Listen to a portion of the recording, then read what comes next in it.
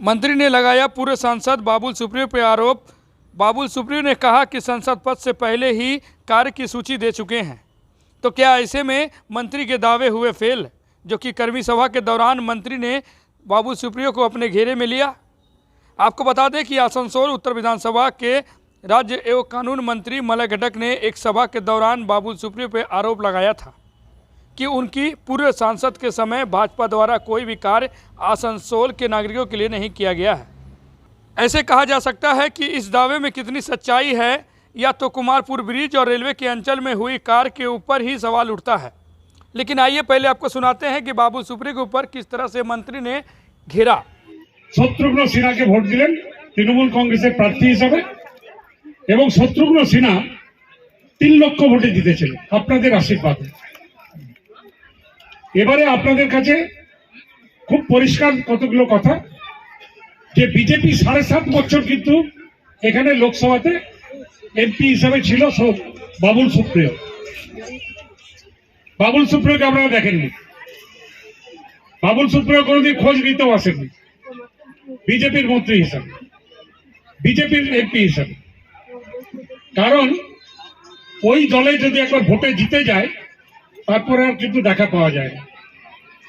বর্তমানে যিনি আছেন আসানসোল দক্ষিণের এমএলএ, দেখবেন তাকে এই 3 বছর 2.5 বছর দেখা পাওয়া যাচ্ছিল।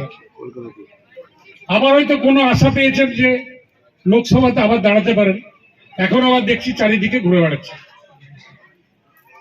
तो সুতরাং देखते हो। तो आपने सुना कि मंत्री ने क्या कुछ कहा, किस तरह से बाबुल सुप्रियो को अपने निशाने में लिया है। लेकिन आपको बता दें कि अब कि बाबुल सुप्रियो ने खुद ही तृणमूल के ही नेताओं के साथ बैठकर कह रहे हैं कि आसनसोल के लिए जो भी किया हूं उसका कोई बुरा संसद के पद के पहले ही मैंने सौंप दिया था। और रही बात बाकी के कामों की, जो कि आने वाले दिन में लोगों को दिखाई जरूर पड़ेगा, तो क्या कहा जा सकता है कि ऐसे में सवाल उठता है कि मंत्री मलय घटक के जुबानी जंग फेल हो चुकी है। ऐसे में कहा जा सकता है कि क्या इनमें कोई सच्चाई नहीं है। आपको बता दें कि इन मुद्दों को लेकर भाजपा के राज्य सचिव नेता जितेंद्र तिवारी ने कहा है कि मैंने भी सुना है कि मंत्री मलय घटक को ममता बनर्जी की तरफ से फटकार मिली है, जिसको लेकर वह सफाई पेश कर रहे हैं। इसके साथ साथ उन्होंने कहा कि आसनसोल की जनता भली भांति जानती है कि दीदी के कहने पर मंत्री सभा के दौरान भाजपा के ऊपर आरोप लगाए जा रहे हैं। आइए उन्होंने और क्या कुछ कहा आपको सुनाते हैं। দিদি মলয়দাকে যেটা বলেছেন, যেটা আপনাদের মিডিয়াতে বেরিয়েছে যে মলয় তুমি বিজেপির বিরুদ্ধে বলছো না কেন, এরপর তো মলয়দার আরও অনেক কিছু বলবেন আগামী দিনে। কিন্তু এই কথাগুলো আপনাকে মাথায় রাখতে হবে যে উনি মন থেকে বলছেন না, যে কথাই উনি বলছেন সেটা দিদির চাপে বলছেন, এটা মাথায় রাখতে হবে। কারণ মলয়দা জানেন যে বিজেপির বিরুদ্ধে কী বলবেন। এখানে লোহা চুরি করে টিএমসি, কয়লা চুরি করে টিএমসি, বালি চুরি করে টিএমসি, প্রধানমন্ত্রী আবাস যোজনা ঘর চুরি করে টিএমসি। তো মলয়দাকে যদি বলতে হয় তো টিএমসির বিরুদ্ধে বলতে হবে। তো উনি তো আসানসোলের ভূমিপুত্র, উনি কী করে বিজেপির বিরুদ্ধে বলতে পারেন? ওনাকে দিয়ে মিথ্যা কথা বলতে বাধ্য করছেন মমতা বন্দ্যোপাধ্যায়। আপনাদের মিডিয়াতে বেরিয়েছিল, দিদি নাকি জিজ্ঞেস করেছেন মলয় তুমি বিজেপির বিরুদ্ধে বলছো না কেন। কেন বলবেন বিজেপির বিরুদ্ধে? বিজেপির বিরুদ্ধে বলার মতো কিছু নেই। বাংলায় তৃণমূলের শাসন আছে, আসানসোলে তৃণমূল ক্ষমতায় আছে, তাহলে বিজেপির বিরুদ্ধে বলবেন কী করে? কিন্তু জোর করে বলানো হবে। তো সেটা বলবো যে এখন মলয়দা কী বলছেন না বলছেন সেটা আপনারা সিরিয়াসলি নেবেন না। এটা আপনারা জেনে রাখুন যে যেটাই বলছেন সেটা দিদির ভয়ে বলছেন বা দিদি চাপ দিয়েছেন বলে বলছেন, ওটা ওনার মনের কথা না। तो ये तो आपने सुना कि जितेंद्र तिवारी ने किस तरह से राज्य के कानून मंत्री मलय घटक को अपने घेरे में लेते हुए उन पर बरस पड़े।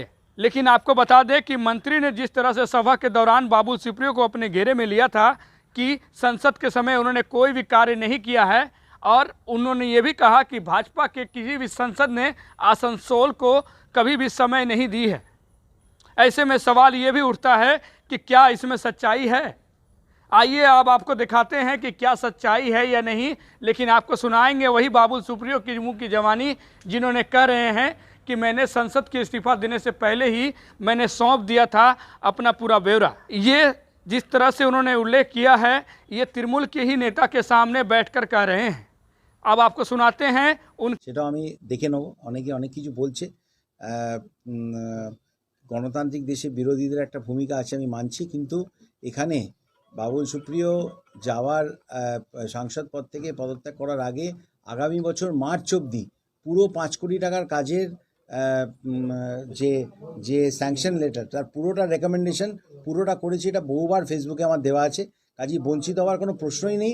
আমি যদি ওগুলো না করে এই রাজনৈতিক টার্ময়েলের মধ্যে বাড়িতে চুপ করে বসে থাকতাম, আসানসোলের মানুষের কথা না ভাবতাম, তাহলে প্রত্যেকটা বিধানসভা ওয়াইজ কার বাড়ি থেকে কার বাড়ি কত মিটার থেকে কত মিটার এতটা খেটে আমি ওই কাজটা করতাম না।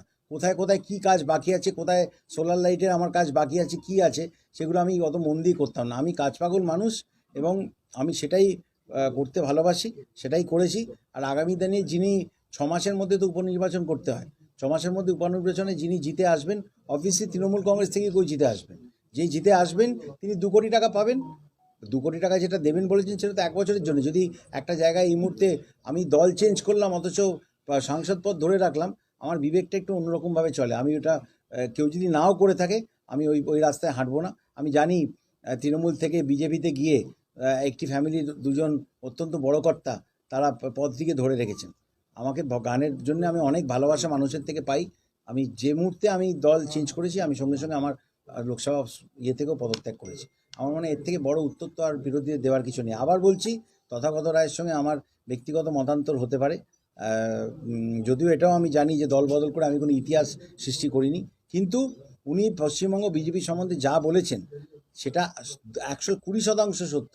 এবং এই খেয়েই এই নোংরামি